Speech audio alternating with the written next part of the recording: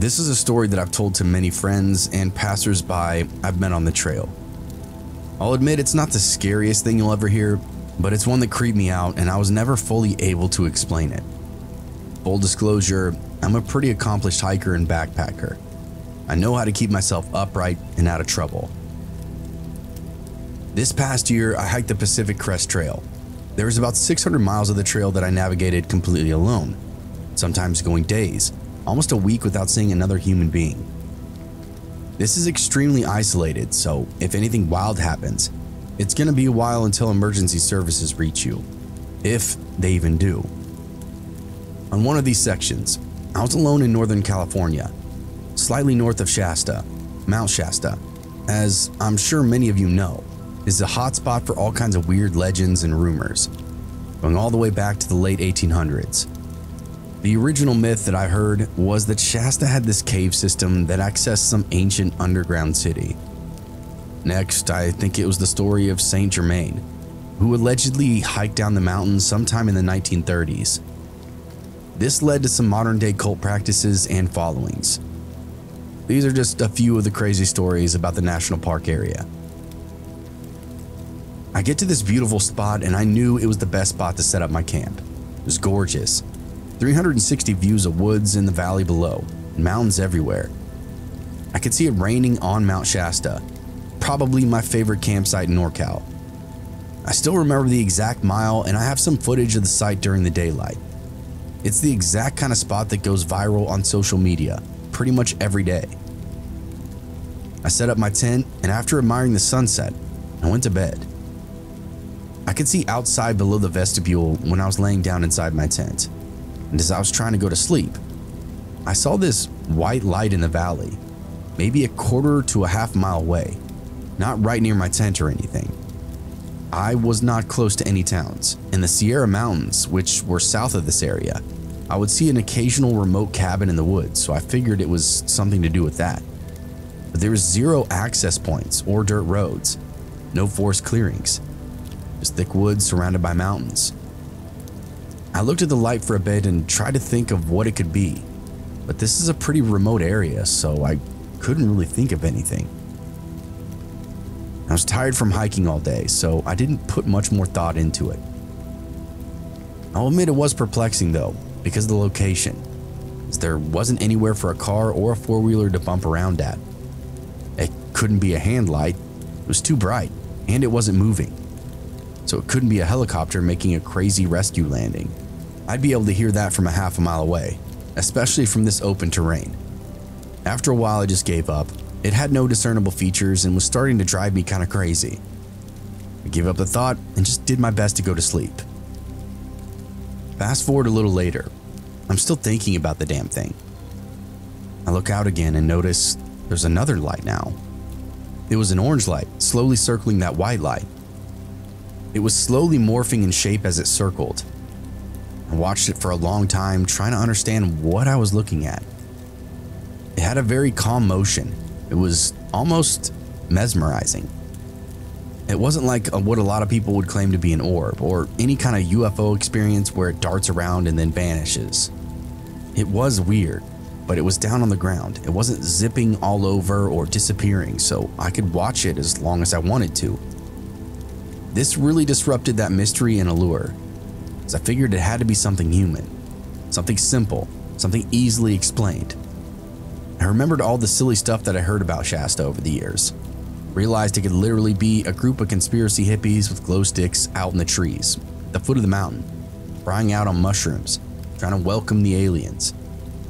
I actually laughed at that thought. Eventually I fell asleep, and it started raining around midnight. And I looked out of my tent and still saw both lights, one white stationary and one orange morphing light. It wasn't circling around it anymore, but I could see its shape was fluid. It actually seemed to be a little closer at that point. Being half asleep, I assumed my perception was definitely off. I moved my bedding to the other side of the tent, not to be tempted to look again. I woke up again around 4 a.m. to piss. I walked outside my tent and still there, same motion. I tried to get a video, but due to the darkness and distance, it looked like another shitty video that didn't show anything. Very annoying and very disheartening. It's like whatever I was seeing was only for me. Again, I went back inside my tent, trying to forget about it. The next time I woke up around sunrise, when I looked for it, both lights were gone. I didn't see the lights around sunset or sunrise, only in darkness and only in the dead of night. I know these might have been visible during sunrise or sunset too, or at least should have been, if they'd been normal lights. I'm sure there's some kind of explanation, but I genuinely have no clue what I was looking at. The really strange part of my story happened while I was packing up camp and preparing to move on. I heard an engine, which I guess isn't super uncommon. There's still planes and other stuff out there, way out in the middle of nowhere. This one was low and rapidly getting closer to me. Soon, I spotted an unmarked helicopter roaming over the treetops. I say it was unmarked because that was the first thing that I was looking for. A symbol of some kind to tell me what their purpose was. Law enforcement, search and rescue, medical, something else. But like I said, no giveaways on that thing at all. It looked brand new, top of the line. Dark windows and moving very fast. It went right over to the spot where those lights were, hovered for about 15 minutes. Just long enough to take a few photos. I'm pretty sure that's what they were doing. They did a few laps of the area, looked around, and then flew back the way they came. I mean it when I say it. It made me nervous to the point of being sick to see whoever was flying out there.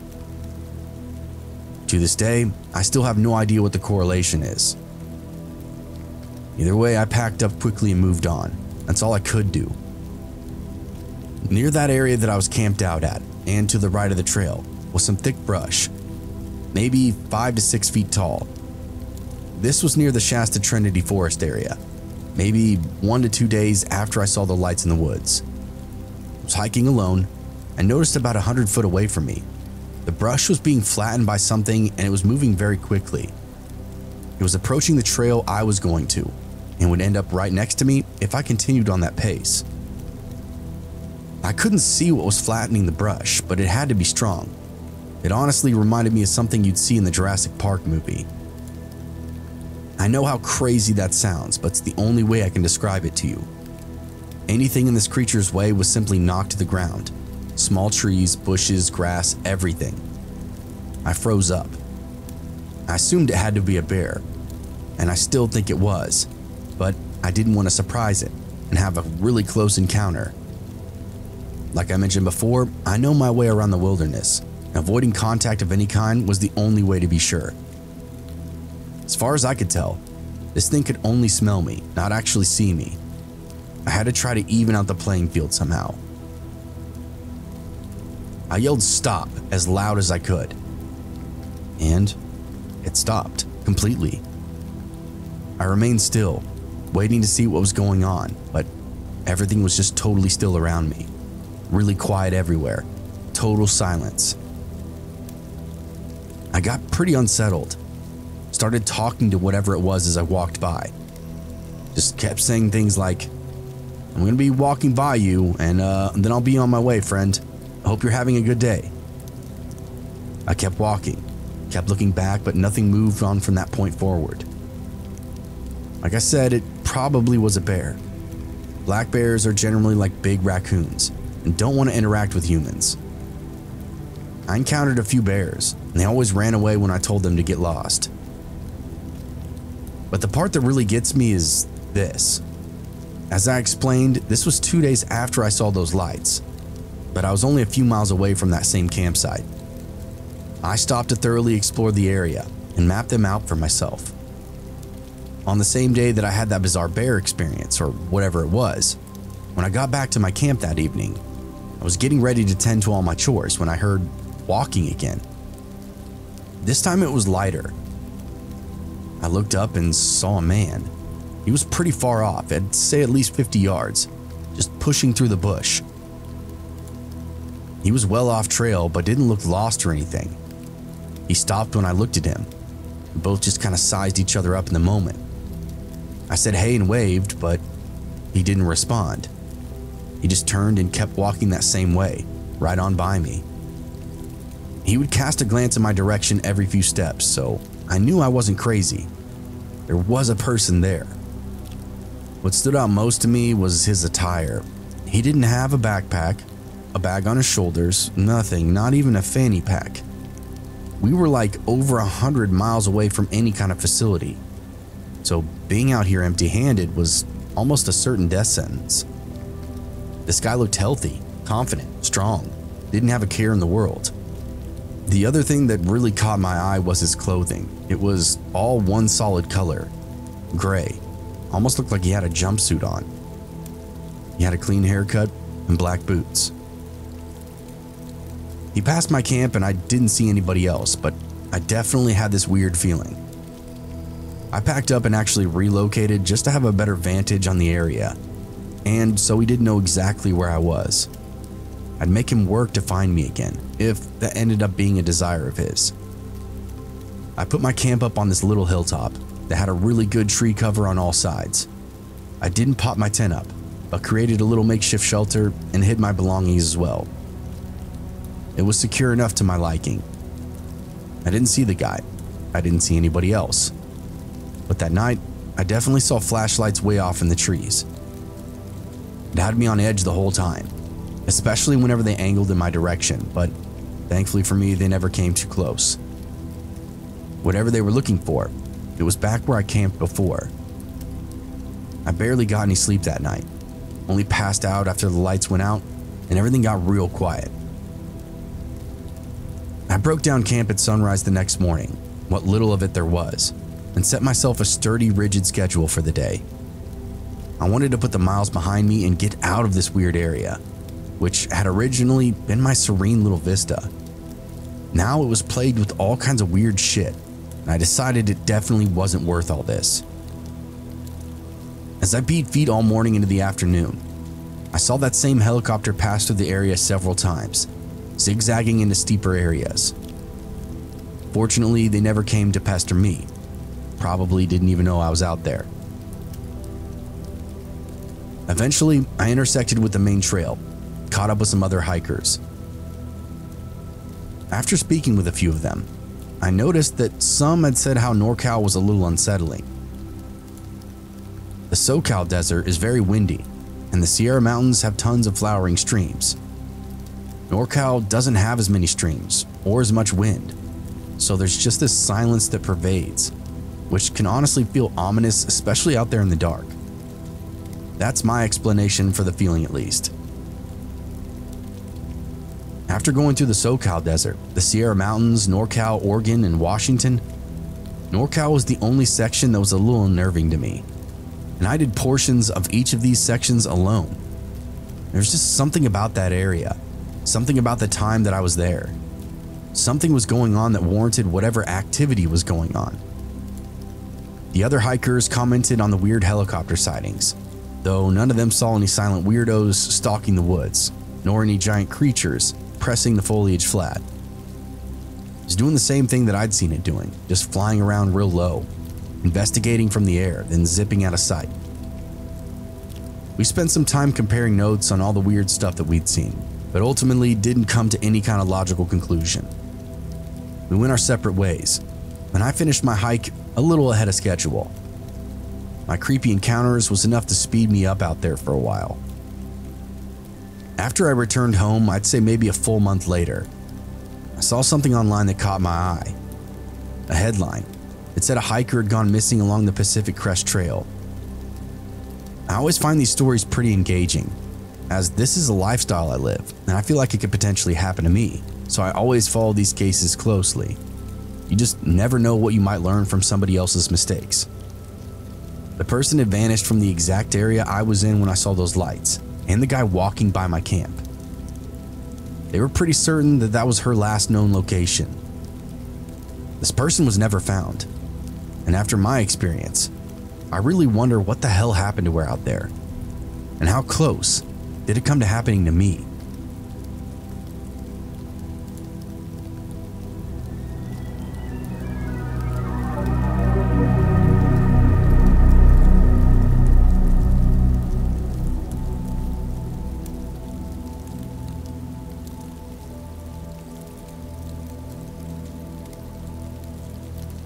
I live next to 2 national parks. A few years ago, from June to July, there was a horrific fire that prompted evacuations inside our area, including both parks. My family had about 3 hours to pack everything of value.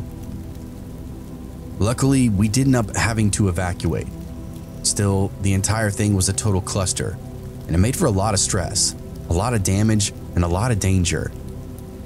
I had just gotten off work, and so had my father. I told them we should really consider evacuating.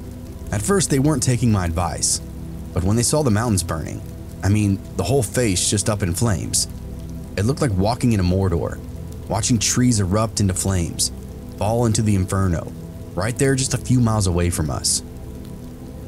Fortunately for my family and our home, the fires moved incredibly slow downhill, but with the amount already burned, it was only a matter of time before it crept into the valley. There were displaced animals gunning through the streets. Some of the craziest shit I've ever seen. The first thing I did was get all our legal documents together. That took around a half an hour. On top of that, I would secure the photos and all the pictures of the family, all the paper valuables, sentimental or otherwise. You don't really think about what's valuable until you're forced to leave. And that's when you start picking and choosing. Suddenly, everything you have has some kind of value. Next, I helped my sister pack and get through her panic attacks.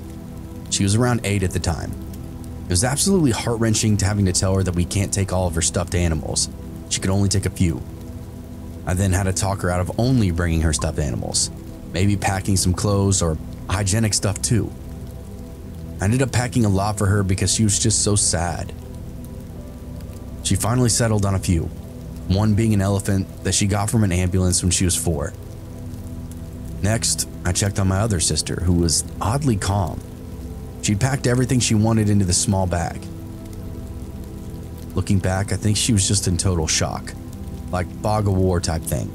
Her eyes were glossed over and she didn't really care about anything. Didn't even react when she looked at the fire. I think she was just overwhelmed, shelled up until it was finally over. I went to help my parents, but they told me that I needed to go pack.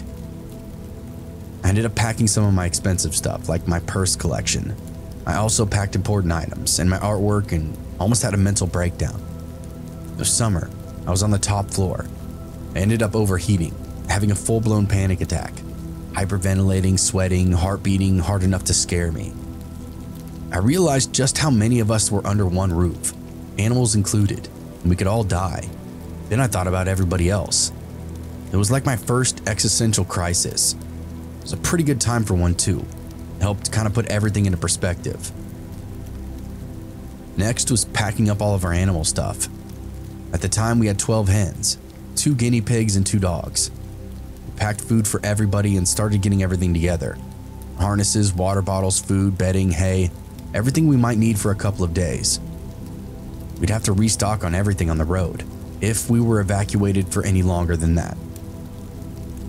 By now, the fire was halfway down the mountain. Still miles off, but encroaching one stubborn inch at a time. I grabbed the guinea pigs, put them into the transport cage, then set them by the door. My dad took a trailer from his boss. I was not allowed to help load anything outside, as I have life-threatening asthma, and it would have been bad with all the smoke in the air. I could only sit inside and watch the window as the mountain burned more and more. My parents struggled to load up the rest of our animals. We eventually got everything moved and taken out, and by then it was nighttime. The fire had gone to the base of the mountain on one side, just a sliver getting ready to ignite the national park just west of us. We were all exhausted, didn't have the energy to actually get inside the truck. I asked my parents if we could leave, but they said not yet. They wanted to see what was going to happen, if it would get contained, or maybe even switch directions. It was a hopeless thought, but they were adamant. They had weathered fires before and they knew all the protocols. Everyone else was long gone though. We didn't have many neighbors, just all rural farmers, ranchers, and homesteaders. But my sisters and I, we knew they were all gone. We could see their trucks and trailers slowly caravan away on the main road one by one. Even in the evening, we saw some headlights rolling through the dark towards town. In the other direction, the mountain glowed like a giant ember. I have no idea how, but my sisters and I all slept next to the front door that night. We just passed out one by one. What I do remember is hearing the doorknob jiggle. I was half asleep, but the sound was unmistakable. Being a kid, I just passed it off as a dream and kept on trying to sleep. I don't remember it jiggling again that night, and I don't remember what time it happened. The fire was just mesmerizing. I have no idea why, but I was just in a trance. It was midnight, but the flames from the burning mountain lit up the sky. It was very eerie and haunting, almost beautiful. The orange flames and purple smoke in the moonlight. Awful to say, I know, but it was like a painting. Around 2 a.m., I fell asleep again. I read myself to sleep and watched the fire creep up towards us. I woke up several times and thought I was dreaming, but gradually the flames were being put out. The doorknob thing had happened well before all of this. I woke up very early, I'd say 6 a.m. The mountain was still burning, but the 1,000-foot flames were completely gone. I woke everyone up and we were all so grateful. A few of us were crying from joy. There was a constant downpour from choppers and planes. Fire teams had cut a tremendous fire line to keep everything from the housing. It ate up the flames and they were starting to get a handle on it. Several local fire departments worked together to set up the fire line that night. That's what saved us. And in the end, thankfully nobody died. One local firefighter was severely burned, but he's since recovered and is attending physical therapy. He was released from the hospital about a month or two ago. The night before we were prepping for evacuation, a bucket helicopter had crashed. Again, thankfully, nobody passed away. One house and several government buildings were burned. In total, 35 acres were burned. That's the most horrific thing I think I've ever seen, though. The scariest part happened the next day, and it had nothing to do with the fire. We were taking our time unpacking the trucks and the animals, making sure everything was accounted for, when my parents started fussing. I went to see what was going on, and they were saying that someone had gotten into their truck overnight. Things were missing from the glove box and the center console. I figured it was just stuff that had been misplaced during the night due to all the exhaustion and the work that we put in. They saw my logic and just kept unpacking, but kept an eye out for all the missing items. Just a little later, my sister came inside and said that she saw the neighbors were back. I went outside to see, but the driveway looked empty. "How do you know they're back?" I asked her. "Because I saw somebody walking around over there," she explained. I thought that was weird because I never saw any vehicles return. Now, it was my turn to keep an eye out. I wouldn't have to for very long. It was sunset when we decided to call it a day and go in and make dinner. We'd all been out of the house helping with the animals, and when we got inside, we noticed that the back door was wide open. My mom told my sister and I to go close it, thinking it was us who had left it ajar, but we never used it once that entire day. When we stepped into the back room, which was like our laundry room, we saw a man half crouched in the corner, rifling through our stuff. He was dirty, very tall, and scared the shit out of us. He had the beginnings of a beard and dark, beady little eyes. He bit his lip and smiled when he saw us. He might have even winked at us. We went screaming back into the main house, while this guy darted through the open back door and then out into the woods. We quickly explained what we saw, and my dad immediately chased after him, loaded gun and everything. To my knowledge, he never caught him, and I was the only one who got a really good look at him. It turned out that he was a hermit or a homeless person, ended up in the area, or maybe just an opportunist, and had been robbing the neighboring houses through the evacuation. What a genius idea, because he knew they would be empty. For whatever stupid reason, this guy also decided to mess with our house in the middle of the day while we were all there. Thank God we all came inside when we did. The police told us he was a violent man and had killed animals at the other properties nearby us. Cats, fish, pets that thought that they would be okay on their own for a few days while they fought the fire. Had we stumbled in on him alone, he might have killed us too. The creepiest part to me was that he stole food and supplies and valuables from the other houses. When we caught him, he was rummaging around in our dirty clothes hamper, looking for our underwear, I assume. Super gross, as this was a middle-aged man and we were all children. I tell you this story not to scare you, but to warn you. Never leave your shit unattended or unlocked during an evacuation. There are professional thieves who target these areas, and I didn't know any better until I actually met one.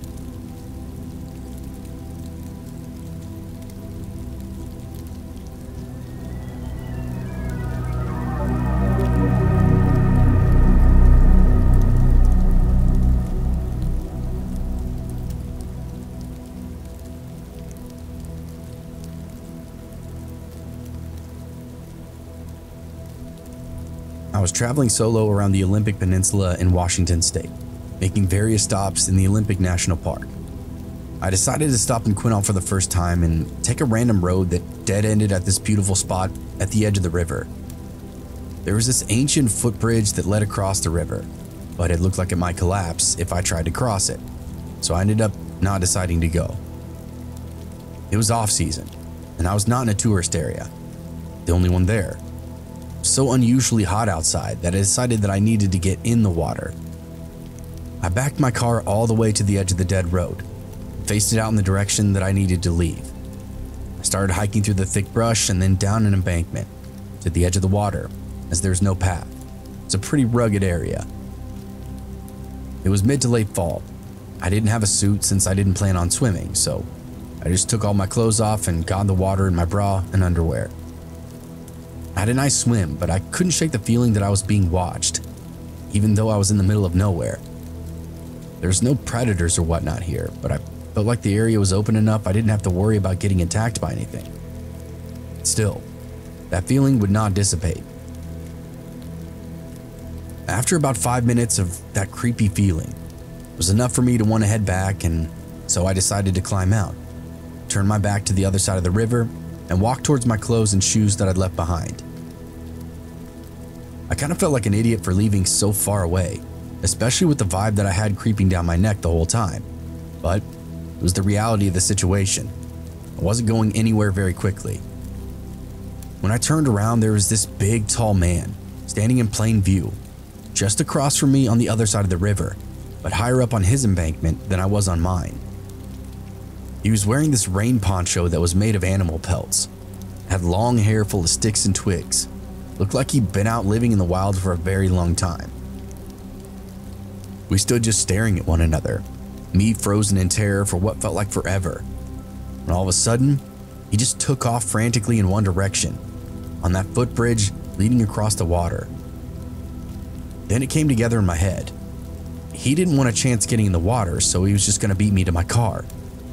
He could pop the tires, smash the glass, do any number of things to prevent me from leaving, all without having to chase me. It's a pretty good plan, and it freaked me out knowing whoever the hell that was had a brain between their ears. I quickly grabbed my car keys, tried to grab my clothes and shoes, but they got tangled up in some blackberry vines, so I just left everything. Went running for my life through that thick brush and blackberries.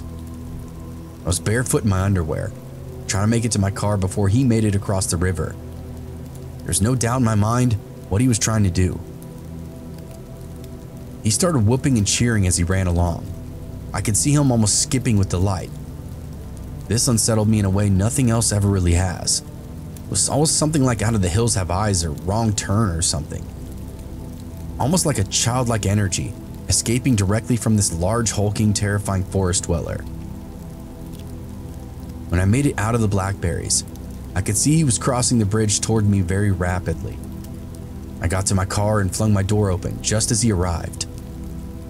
I locked the doors while he pounded on the hood of my car, just screaming, grunting non-verbally.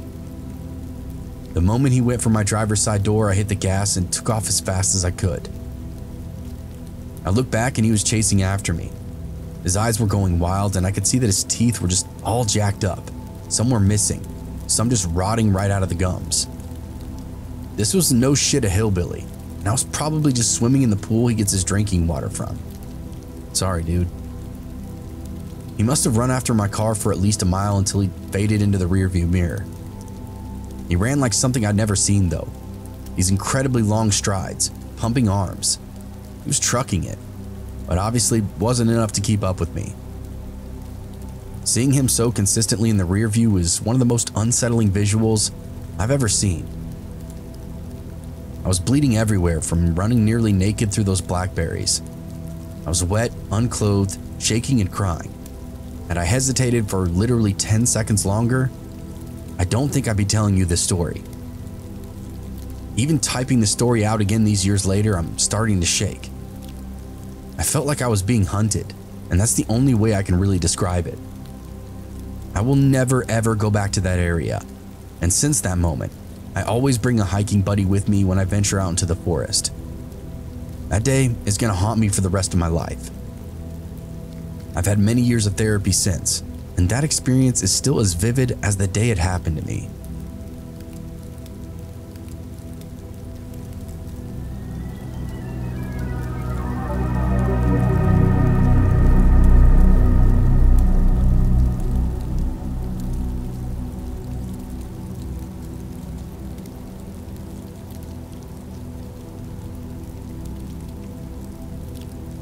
It was late November, near Christmas. My two brothers, Hunter and Logan, and I were out cave exploring.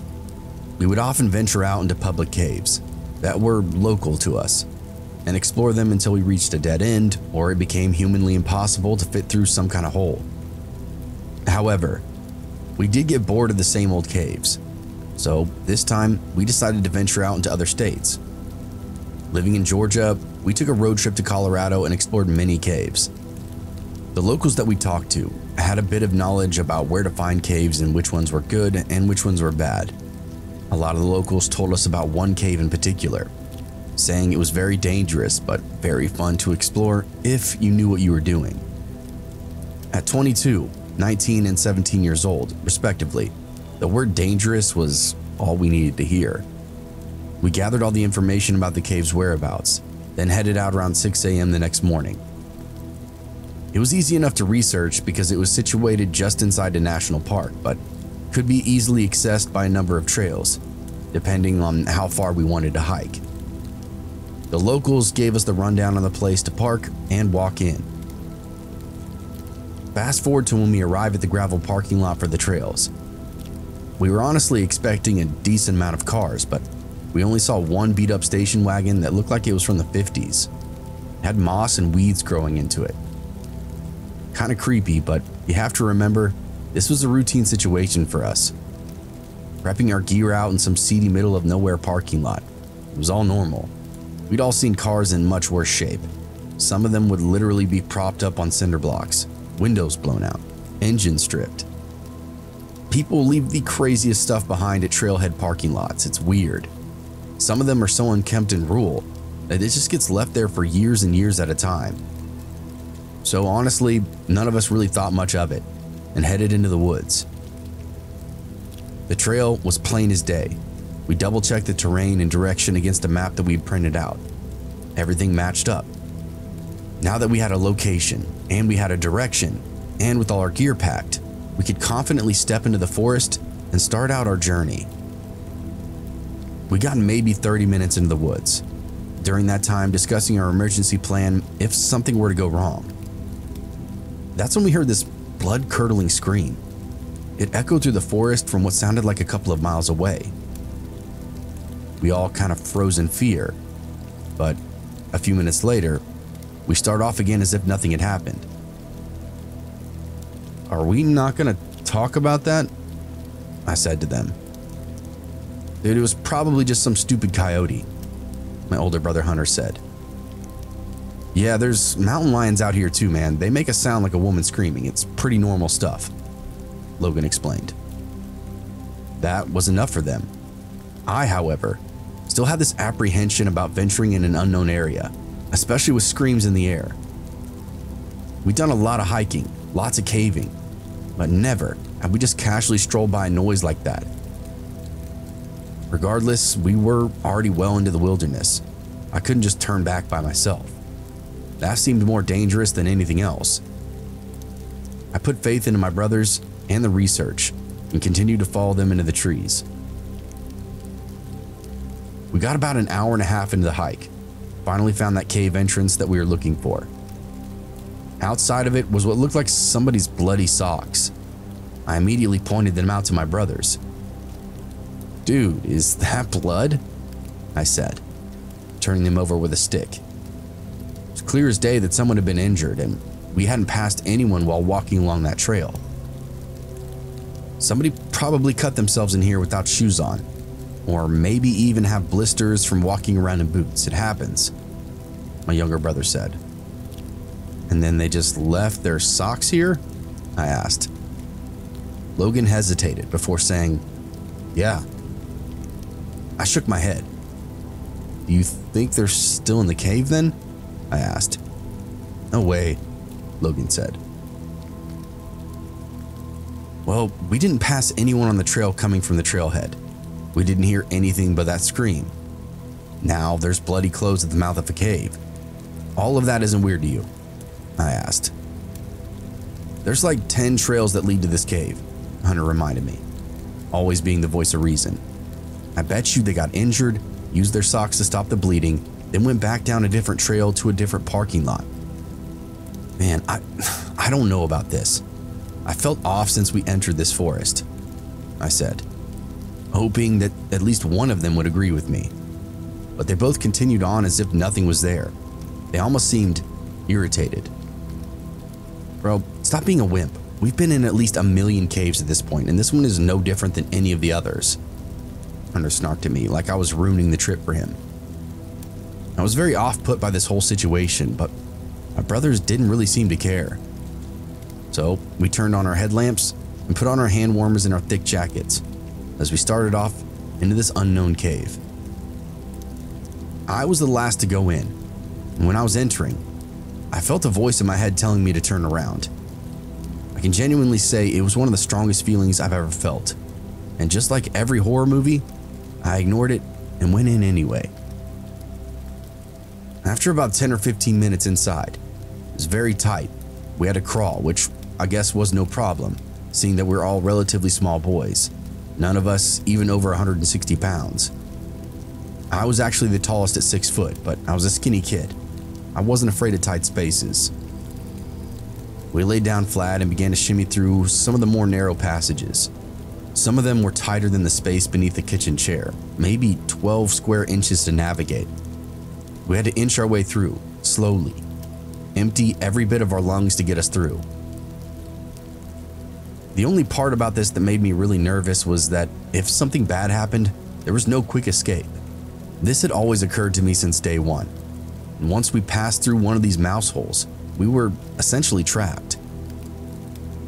After crawling what felt like a mile-long rock tunnel, it finally opened up to a small cave room with 2 different holes leading to 2 different parts of the cave. Logan pointed to the ground on the right side of the cave entrance. There's a couple droplets of blood. I froze up when I saw it, as it had to be related to the blood that we saw at the mouth of the cave. Again, this was something I'd never seen in my entire outdoor experience. Of course, I'd seen and found weird stuff deep inside caves. Evidence of homeless encampments, piles of used syringes, batteries rigged together with wire, literally all kinds of weird and strange stuff. Blood isn't strange. Blood is a true real-life warning. At this point, I'm thinking my brothers are dumbasses, and they will realize there's been enough signs pointing us away from this cave and it's time to turn around. But they continued on, as if nothing was there. Hunter used a piece of chalk to mark the rock tunnel, the one that we just crawled out of, to prevent us from getting lost on the way back. It was an old school trick that we picked up from more experienced cavers.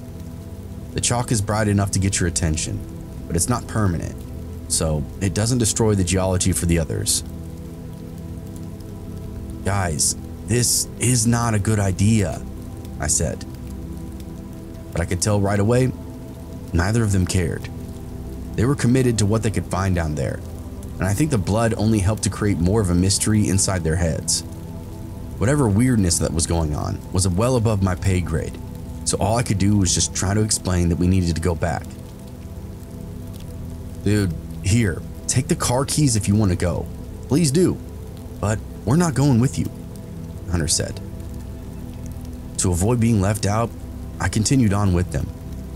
It was also because I genuinely was afraid of whatever they might encounter down there. And I also felt we might have a better shot of making it out alive if we all stuck together. They test both of the holes, shine their flashlights as far down as they go, before descending on the corridor to the left. It seems more open, seemed to have more moving air, almost seemed to have a light source deeper inside that tunnel. As we go deeper inside this cave, my brothers are starting to get way ahead of me. While I'm trying to catch up, I look back to see the very dim light of the sun shining through the tunnel that we crawled through. It's creating an inch-wide stream of light that hits the wall. Then, in the blink of an eye, it disappears. I don't stick around long enough to find out why. The tunnel we crawled through was super narrow with lots of turns. There's no way for the sunlight to be seeping in. It had to come from something else. I thought for a second, maybe some more cavers had come in behind us. And for some reason, that was a comforting thought to me, so I just decided to stick with it. I caught back up with my brothers, and the further we got into this cave, the stinkier and stinkier it got. It smelled like dead animals had been rotting in that cave for months and months. I didn't even bother mentioning that weird beam of light that I saw. Literally nothing was going to turn their knuckleheads around, not even the smell of certain death. At this point, I almost encouraged us to just hurry along. The quicker we reach the end of the tunnel, the sooner we turn around and spring for the surface. Still, we pressed on through that rotting smell as if we were actually inside the corpse itself. Around 30 minutes later, we get to the biggest opening I've ever seen in a cave. We're all just admiring how beautiful it is. It has this huge quartz crystal coming from the roof and a little murky blue pool of water underneath it. The smell of death let up greatly here, enough to make us think that we passed whatever chamber that it was coming from. This area seemed fresh, crisp, like it had vents to the surface directly. Whatever the case, we chilled out in there and enjoyed the cave for what it was. While we're all sitting here just admiring the beauty of the cave, all three of us again hear that same blood-curdling scream echo throughout the stonework. It felt like my eardrums busted. Me and my brothers were all collectively holding our heads like we just got shot in one temple and the bullet had gone out the other. There was no confusing it. It was that same exact scream that we heard up in the woods when we first got to the trailhead. Whatever was making that sound was down here in the cave system with us. I know what you're all thinking because, well, I was thinking it too. This all sounds like the descent. The scream we heard, at least in the cave, wasn't as screechy from the one that was up top, but the one underground definitely sounded human. At this point, me and my brothers knew it was time to get out, and it took zero convincing this time. Our ears were still ringing from that sound. From the light from my headlamp, I could see both Hunter and Logan getting pale, misty-eyed, as if they were probably realizing I was right the whole time, and they were wrong. You could see the pieces falling into place just by watching them, hearing the first scream, finding that bloody sock, the droplets of blood, now hearing that scream again, this time only a few hundred yards away. I hate to say it, and I didn't say it aloud, but inside my head, all I could think was, fucking told you so. As we headed towards the top of the cave opening, we all heard a voice behind us say, "Why leave?" Followed by this indescribable sinister laugh. We're all bear crawling through the tunnel now. We can hear something crawling behind us. Now, I'll admit it isn't close, but it's close enough that we can hear it. It's really hard to explain unless you've experienced total darkness, as there is just no way to gauge the size of a room, or how far away something is when you can't see it. The darkness itself is that oppressive. We could hear something scampering around the pool, trying to get back to the tunnel. But when we all look back down the corridor, there's nothing there. "But you've come so far," the voice carried up to us, sounding super hoarse and raspy, almost like a smoker. We scrambled, all asses and elbows to create as much distance as possible. We ripped our shirts and shorts, even damaged our backpacks from how hard we were scraping around the rocks. By the time we got out of the tunnel, we were all bleeding from heads and arms. The corridor spit us out in the room where it forked, where we had made that chalk mark on the wall. Something or someone had very clearly smudged that chalk line with what looked like spit or a sweaty hand. Literally just rubbed it until it was barely visible. We all froze again when we saw this and kind of shared a look, as if to ask which one of us did that. Nobody made a sound. Nobody fessed up. I remember the light from earlier, the one that I saw behind us. I thought for a second, somebody definitely followed us down. I quickly explained what I saw before, and they got pissed that I didn't say anything. And I had to remind them both that they weren't listening to my caution this entire time. Why would they have listened to me then? We all quickly put it aside and got over it, just decided to barrel ahead, as we knew the narrow, rocky tunnel that went the way up and out. It was a long slog of a crawl, where we literally had to fully exhale to get around some of those hairpin corners. It was dark and suffocating. We kept thinking we could hear something behind us that entire time. Finally, after a grueling blackout shuffle through the mouse holes, we spilled out into the sunlight. None of us had service, so we couldn't call anybody for help. We just decided to start hoofing it back towards the parking lot. We felt these gigantic steps, as if an earthquake was happening. We could literally feel the ground beneath us where that cave was, rumbling. It was the craziest shit I've ever heard, let alone experienced. Logan kept saying it had to be a collapse, it had to be a cave-in, but there would be way more vibration if that were the case. Either way, we booked it through the trees and left that cave and bloody socks behind us. I think we got around half a mile down the trail when we encountered some locals who were headed towards the cave. Once they saw us hustling, they started running back towards the parking lot as well, that same direction we were headed. We never exchanged a word. My brothers and I were pretty much out of breath. The panic on our faces just turned into this unspoken agreement. Everyone needed to run the other way.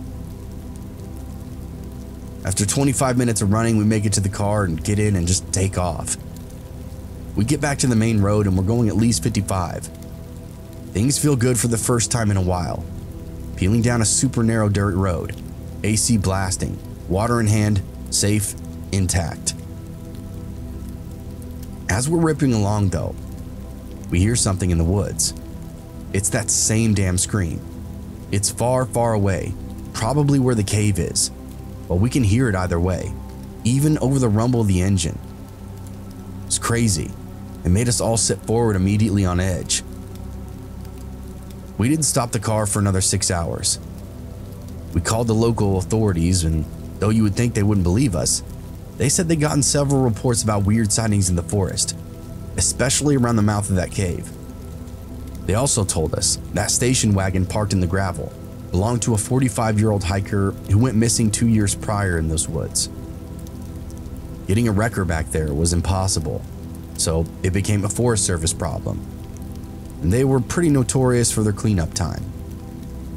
So the car just sat out there, adding to the strangeness of the cave experience that we had. We got home and hugged our parents. We have not gone caving since that day. It was and still the scariest moment of my life. Me and my brothers say to this day, what if we would have stayed in that cave any longer than we did? And that's a question we'll never really have an answer to. What we talked about most is what happened. Whose sock? Who smudged away our chalk? Who was yelling down there? They knew English, so it couldn't be some kind of subterranean creature. You know, it couldn't be a monster. Maybe a ghost? I don't know. Like the hiker that died in there or something. I don't know.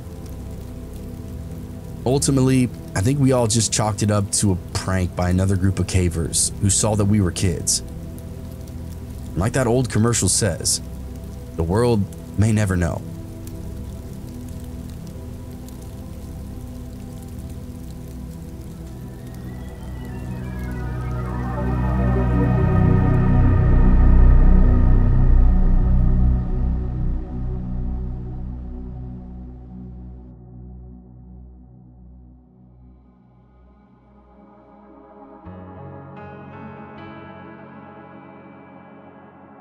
Hey everyone, thanks for listening if you stuck around to this point.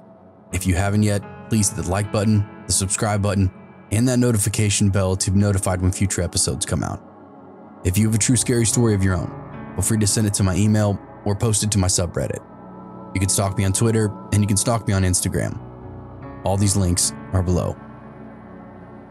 Hey everybody, hopefully you enjoyed this episode. I know I haven't done an outro in quite a while now, at least a couple of weeks, but just wanted to give you a heads up on the merch is here. It's done. I'm waiting on a couple of more things, and then I'm also in the midst of getting the website up and running right now too. So that's going to be here. I'd say at the very least the end of this month, beginning of August, it should be up and running and all that stuff's ready to go. I also have some stuff in the works for a Halloween limited run merch type of thing. So really stoked about all this and the stuff that's coming together.